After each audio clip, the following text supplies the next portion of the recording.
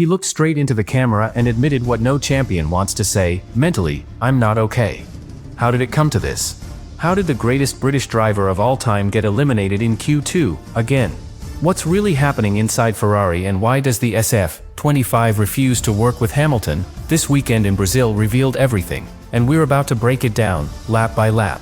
It happened in the paddock, quietly but clearly. Lewis Hamilton, standing in front of cameras after another bitter qualifying session, admitted what no world champion had dared to say before: mentally, I'm not okay.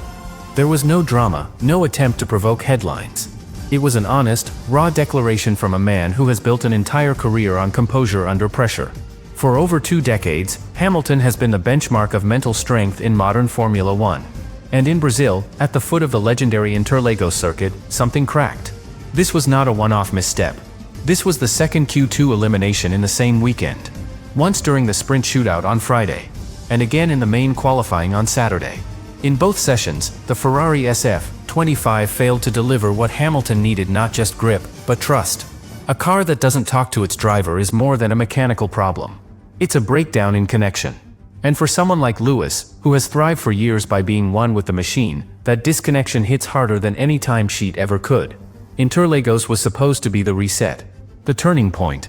After several disappointing races, there was belief inside and outside the team that Ferrari had found something in recent updates. Hamilton had shown flashes of potential. His sprint race drive on Saturday morning was a reminder of the brilliance that still lives in his hands. Gaining positions, battling with confidence, it looked like the tide was finally turning. But when qualifying came just hours later, reality struck with force. No balance. No traction. Just silence from the rear tires and a lap time that buried him in P13. What made it even more painful was the preparation. Ferrari had spent their limited practice time on hard compounds, saving the softer tires for later sessions. That gamble left Hamilton without a clear read on the C4 softs ahead of qualifying. When the time came to push, the car fell flat. He asked it to respond. It did not. And that moment when driver effort meets car inertia is where confidence begins to erode. Not from a lack of skill, but from the feeling that your tools are not keeping up with your intentions. For Hamilton, this is not unfamiliar territory. He has fought back from controversies, technical failures, championship heartbreaks, and political storms. But what is different now is the slow, repetitive erosion of belief. Race after race, weekend after weekend, he delivers laps that should place him in the fight. And still, the car fades. And when your teammate qualifies higher using a similar setup, the questions multiply. Is it the tire prep? The suspension geometry? The aero balance? Or is it something deeper, a car philosophy fundamentally mismatched with his driving DNA? Lewis Hamilton's Q2 elimination at Interlagos wasn't a surprise by the time it happened. It was an inevitability unfolding in real time. After the first flying lap, the stopwatch already told the story. He was over 3/10 off his teammate, Charles Leclerc. In Formula One, 3/10 is a chasm, and when the machinery is identical, it is rarely the driver's fault. The car was not ready, not in sync with the conditions, and not within the performance window required for a push lap. From the moment the tires hit the asphalt, the lap was lost. The early signals came in Q1. Although Hamilton advanced without issue, the onboards were telling. The car looked disconnected, twitchy, unstable on entry and lifeless on exits. Every driver correction, every lift at corner entry, every oversteer moment exiting turn 4 or Junção was a symptom of the same root issue: the rear tires were cold. Not underused. Cold. And in qualifying trim, when every 100th counts and drivers operate on the knife's edge of grip, you cannot afford a single corner with temperature imbalance. Ferrari's engineering staff knew the issue. This was not a new phenomenon. All season long, the SF25 has struggled in colder conditions, particularly with the C4 compound. Its floor generates high downforce, but the car's suspension and weight distribution do not generate enough mechanical load to work the rear tires during warm-up. The setup sacrifices mechanical compliance to preserve aero balance. That trade-off may work in high-speed corners or under race loads, but in qualifying, it turns the car into a liability. Interlagos punished that design choice. With a short outlap, no second preparation lap allowed, and ambient temperatures several degrees cooler than in the morning sprint, Hamilton was sent out with everything to lose and no margin for error. His push lap showed that nervous braking into turn 1, delayed traction at turn 3, sliding into Ferradura. The rear tires never bit. They didn't resist. They simply faded. And the lap time 1 minute 10 seconds and 49 thousandths placed him 13th, outside of Q3, again. The technical team's decision-making must also be questioned. Ferrari chose to run hard compound tires during the only free practice session. That gave them zero live data on how the softs would behave in qualifying. In the sprint format, that is a high-risk move. It meant their simulations, no matter how advanced, were running without real thermal feedback from the C4 compound in Interlagos conditions. And for a driver like Hamilton, who requires absolute clarity on how to build temperature into tires across sectors, that lack of data was a tactical error, not just an oversight. At this level of motorsport, expectation and preparation must align. But what Hamilton received was a car that had not been properly adapted to the qualifying demands of the circuit. The gap to the leaders was stark. The failure wasn't in driver execution, it was rooted in setup decisions, temperature sensitivity, and strategic rigidity. And that failure became personal. Because when Lewis stepped out of the cockpit, he knew exactly what had happened. He had done his job. The team had not. Tire temperature is one of the least visible yet most critical components in modern Formula One performance. It's not just about pressure or grip, it's about chemistry. The Pirelli compounds operate inside a narrow thermal window, often within 10 to 15 degrees Celsius. Fall below that range, and the tires never activate their peak molecular adhesion. What does that mean in practice? Braking zones become unstable, traction zones become unpredictable, and every corner exit is a gamble. That is exactly what Lewis Hamilton faced in Q2. He was not driving a slow car. He was driving a car outside the laws of physics that define competitive grip. Ferrari's SF25 has been plagued all season by its inability to consistently heat the rear tires under low-load conditions.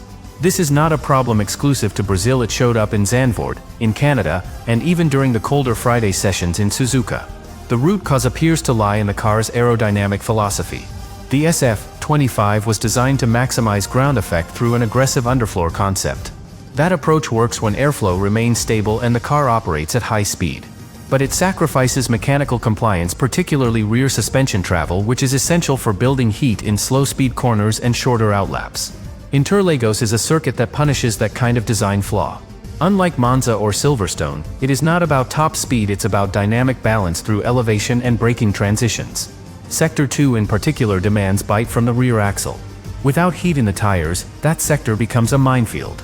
Hamilton's car could not handle the mid-corner load transfers required in the twistier sections. Telemetry revealed frequent torque delivery inconsistencies out of turn 8 and 9, a classic symptom of cold rears failing to maintain grip under lateral and longitudinal load. And Ferrari's preparation only made things worse.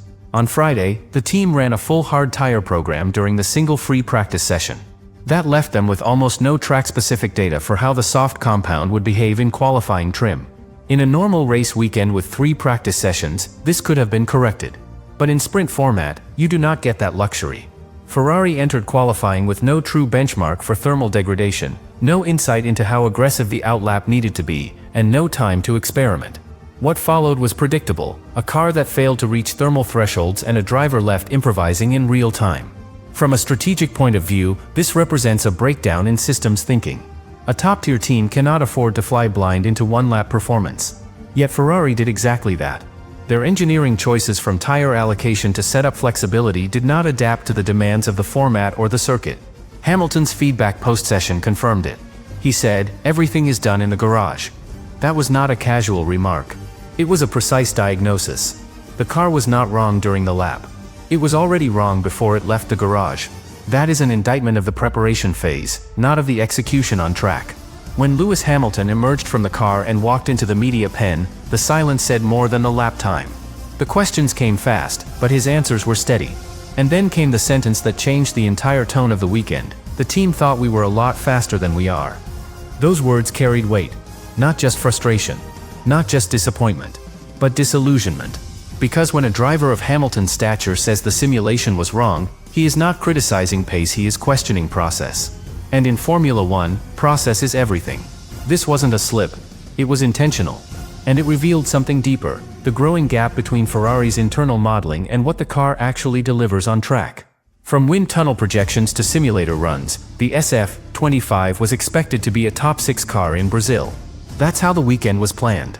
That's why they ran hard tires in practice. That's why they delayed certain setup changes until late in the sprint. Because they believed they had performance in hand. But when qualifying came, the data collapsed.